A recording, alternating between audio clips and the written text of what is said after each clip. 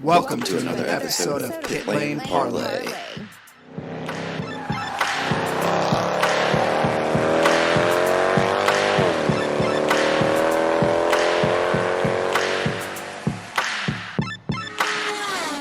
Welcome to another Lost Track edition of Pit Lane Parlay. My name is host Mike Jokum. Joining me to talk Trenton Speedway today, and I'm sure he'll be back to talk some of these other tracks here, is Frank Santoroski. Frank, thanks for joining me tonight, man. Oh, hey, Mike, anytime, and I appreciate the offer. Yeah, great to have you on. For those who don't know, Frank has a great motorsports podcast called Drafting the Circuits. You may have heard me on there at some point earlier this year or last year, but today we're here to talk Trenton Speedway, which is or it used to be about 10 miles from where I grew up, right in Trenton, New Jersey. So, Frank, where do we start when we talk about Trenton Speedway? Well, Trenton Speedway is actually one of the oldest tracks on the planet, the oldest oval tracks. A lot of your early oval tracks in the United States began as horse racing facilities. Now, Trenton, just to set the scene here, Trenton, if you're not familiar with New Jersey, Trenton is in kind of central west New Jersey. It's about half an hour from Philadelphia, a little over an hour from New York City. So it's between some big population centers, and New Jersey has a large population of its own, with Trenton being a pretty well-populated city. It's the capital of New Jersey. The track was put together in 1900, again, basically for horse racing. But in that same year they built the track, they did have their first auto race, which was more of a kind of a curiosity. The automobile was still very new. A lot of people had never seen one in their life. So this was more of like, get your first look at the amazing new horseless carriage. But that was the first motorsports event at Trenton in 1900. But the racing really kind of didn't catch on there till about 1912. I mean, they used it for horse racing. They had a couple of races here and there between 1905 and 1908. But in 1912, they started hosting auto racing regularly. Now, Trenton is part of the New Jersey State Fairgrounds, and auto racing at the state fair all across the country became pretty much the rage in the early 1910s and whatnot. So they continued on racing. It was a half-mile dirt oval. They ended up building grandstands there, and raced, during the state fair, and then on occasional weekends here and there through the year until 1941, when, with World War II, auto racing was banned across the United States, as every manufacturer was right to put their efforts towards the war effort. So, like every other track in the United States, it sat dormant until 1946, and they reopened the track, and they expanded the half-mile oval to a 1 mile oval. Now, the interesting thing they did here was they moved the track a little bit. They changed the profile of a track to get that 1 mile oval in there, but they didn't move the grandstands because there's a concrete foundation under the grandstands. It was pretty easy to move the track, a little harder to move the grandstands. So you had this really odd viewing angle in the turn 1 to 2 area, where the spectators were rather far from the track, and the profile of the new track didn't match the profile of the old track, but the grandstand matched the profile of the old track that was not there. But folks got used to it, and as racing kind of picked up there, 1949 was the first time we saw the Indy cars, which were called the championship cars then. They raced on the dirt there. it didn't come back. They were, transitioned more and more to pavement, but there were a lot of, kind of modified races and, run what you run kind of things. But in 1957, I believe, Yep, they went ahead and paved the track, and which brought the champ cars back for good. And the champ cars raced at least twice a year, in some years 3 times a year, all the way until the track closed in 1980. The last races there were in 1979. In that stretch of having the champ cars, we saw a lot of great races, and again, sometimes 2 times a year, sometimes 3 times a year. But the master of Trenton was a young man named AJ Foyt, and I know that some of you folks that enjoy IndyCar racing have heard of him. But never heard of him before. Never heard of him, yeah. So, but he was the king of Trenton, and then this other young fella who didn't live that far away was the Prince of Trenton, Mario Andretti, who also won. I believe Mario won 7 races at Trenton, and AJ won 12. So those guys really had it figured out. So we continued on the paved 1 mile oval for a decade until they wanted to expand this thing to what you call super speedway length, which was 1.5 miles. Now, the confines of the real estate, there's a housing development over on the other side of the track, so they couldn't just kind of, just expand the thing in a straight line. So they essentially bent the track and give it this kidney bean shape. So there's a dog leg on the backstretch, right? But it's not a dog leg in the traditional sense. The dog leg is inverted, so you've got an oval with a pronounced right turn that was made it a little interesting for guys to set up. But the guys who had figured out the old track figured out the new track. Again, we're talking Mario and we're talking AJ. So that track continued on until the demise, and we can talk about that in a little bit. But I don't want to do all the talking. I want to see what kind of things you want to throw at me. Yeah, no, it's funny you mentioned the, for lack of a better term here, the kidney bean shape that started in 1969 that you were just talking about. 68, which appeared in that Indy 500 historical-ish video game that was on the original Xbox a number of years ago. It was considered pretty dangerous, if I'm not mistaken, correct, for the guys who didn't figure it out? Well, the thing was, excuse me, all racing was dangerous then. Trenton was no more or less dangerous than other tracks. As a matter of fact, there's only 3 deaths for, the IndyCar guys that happened at Trenton. And one of them is a very interesting story. Jimmy Reese died there in 1958, and that was prior to the kidney bean shape. But Jimmy Reese had been involved in an accident earlier that year at the Indianapolis Motor Speedway, the accident that took the life of Pat O'Connor. Now, another driver named Ed Elysian was widely blamed for this accident. However, Jimmy Reese felt a little at fault, and when it came down to it, when his car was slipping away with the melee in front of him, he kind of braked really hard, which collected up some guys behind him. Now, when Reese had his accident at Trenton, when his car was getting away, he didn't brake or didn't slow. He kind of kept his foot in it, which launched him over the fence and cost him his life. Now, some folks say that he was, had learned that lesson, didn't want to collect other guys behind him, but we'll never be able to ask him because he lost his life in the crash. But that's kind of an odd little undertone story there. But as far as, was the kidney bean shape dangerous? It was no more dangerous than other tracks when it comes to, sure, there were some wrecks there for guys that couldn't figure it out. But if you look at the stats and look at the speeds of Trenton, not a lot of guys. When you compare it to a place like Langhorne, which would chew up guys and spit them out, or even if you compare it to the Indianapolis Speedway, which would lose guys left and right, and sometimes 2 and 3 guys in the same race meeting, Trenton was no more dangerous than anywhere else, but it was interesting.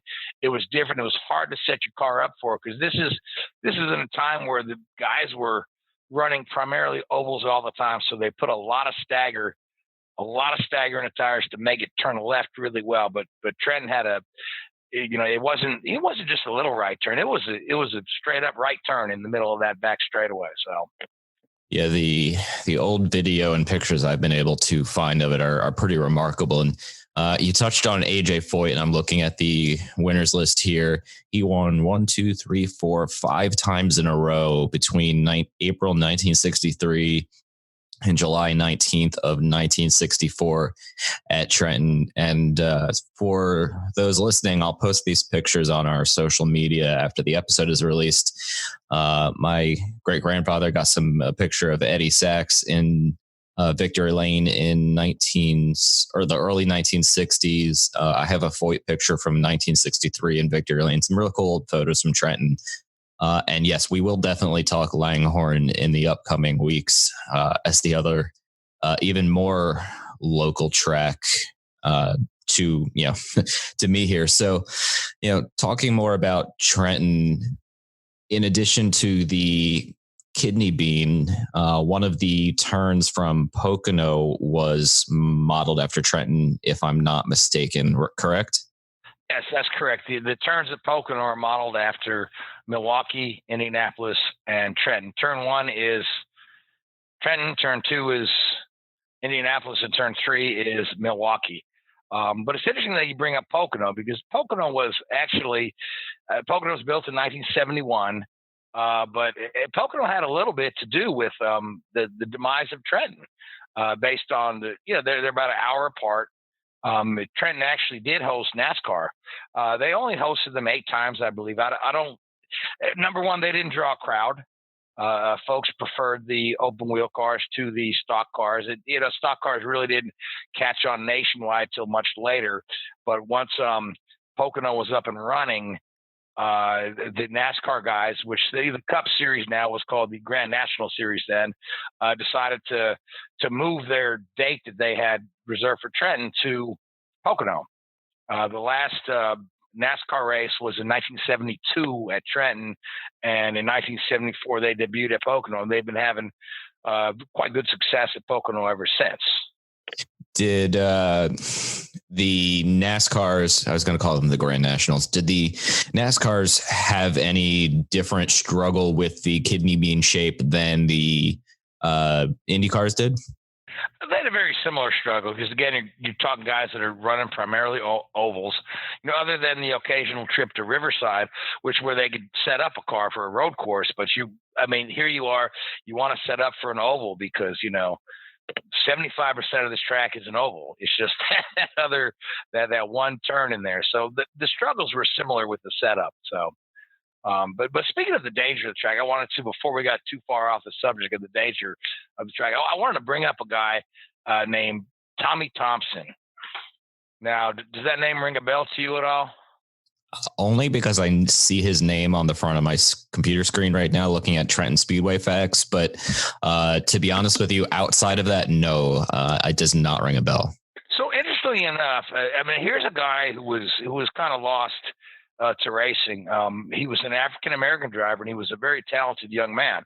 He was running in the USAC Mini Indy Series, which is the precursor to Indy Lights, but it was really closer to Formula Super V back then. It was 1978, where Tommy had a pretty promising career. He was running in open wheels, also running in NASCAR, but he lost his life at Trenton in 1978.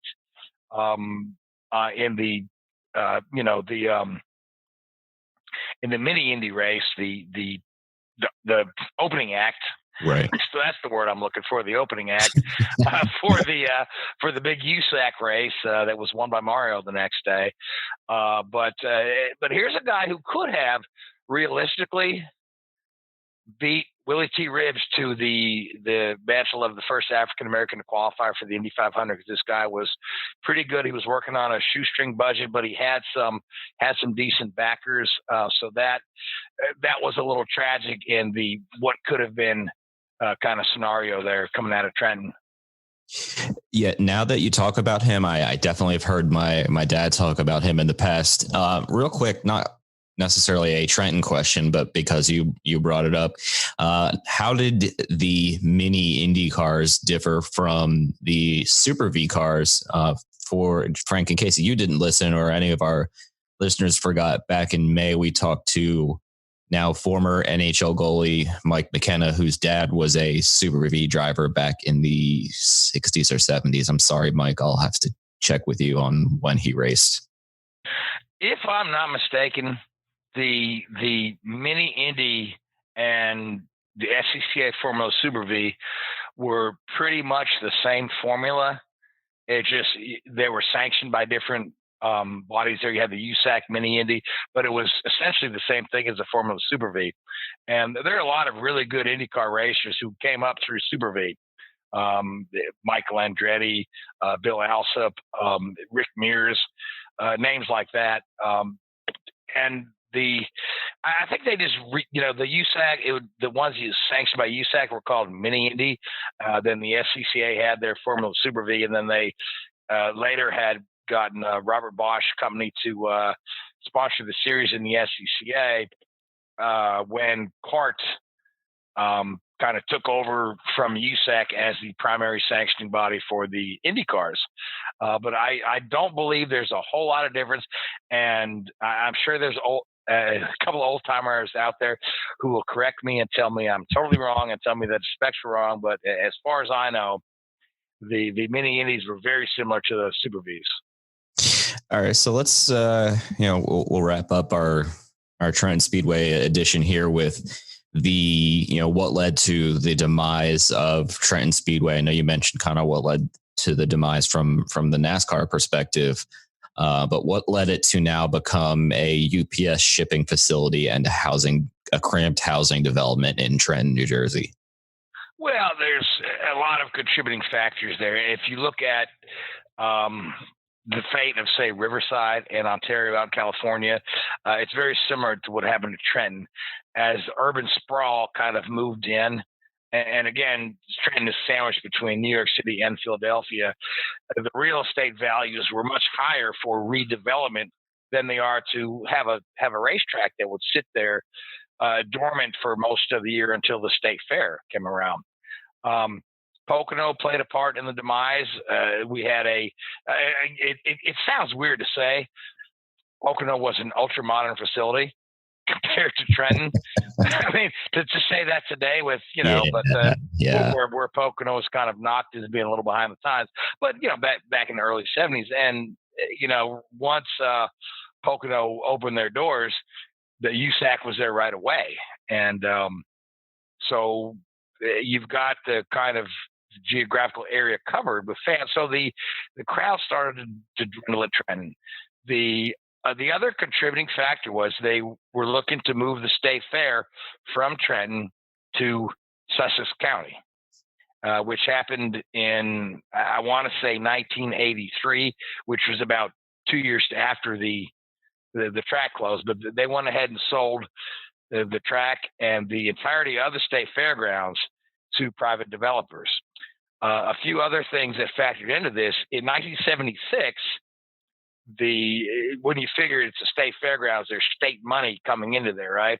In 1976, there's a lot of state money that went in to build Giant Stadium to attract both the New York Giants and the New York Jets to play in New Jersey up in the Meadowlands. Then in 1980, they built the basketball stadium there to attract the New Jersey Nets and the New Jersey Devils. So you've got state money that's being funneled up that way, farther up north, and so there's a little less going into Trenton.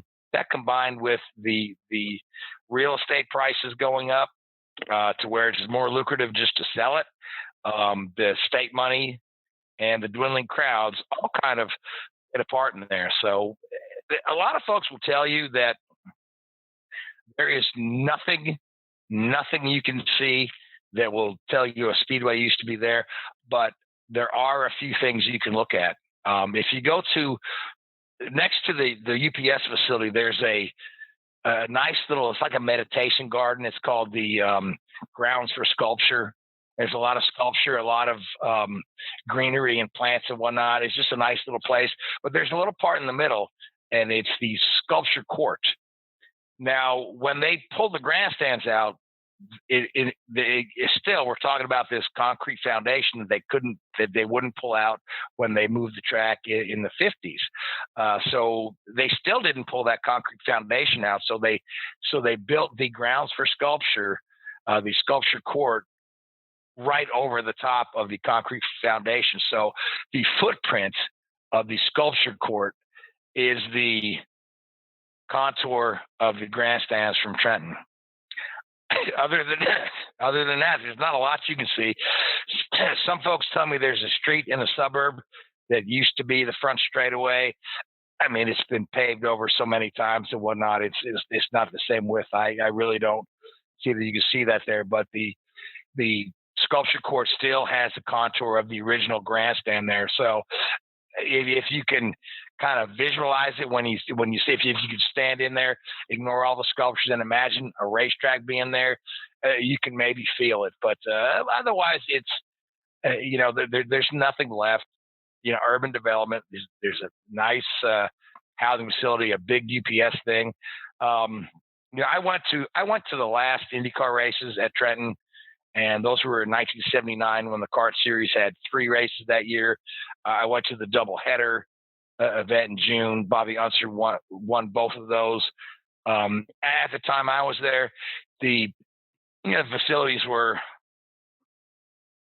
obviously suffering from some lack of upkeep and whatnot, and that all factors into a lot of that state money being funneled up to the Meadowlands for football, basketball, and hockey, which was drawing more folks than racing. So, but again, Trenton has left an indelible mark on racing. And if you were to sit and talk with Mario, or sit and talk with AJ, or sit and talk with other guys that have won there, like Gordon Johncock and even Bobby Unser, Rick Mears won the final race at Trenton. They'll all have fond memories. Yeah, I've got a picture from AJ's last win there hanging on my wall here in the office. It's such a cool track to talk about. Frank, thanks very much for the history lesson on Trenton here. I think we'll talk Langhorne next in the near future here, but I hope everybody appreciated this and enjoyed the NASLR Speedway edition as well. And we'll be back with more of these throughout the off season. Thanks very much, Frank. Oh, thank you. Appreciate you having me on. No problem, man.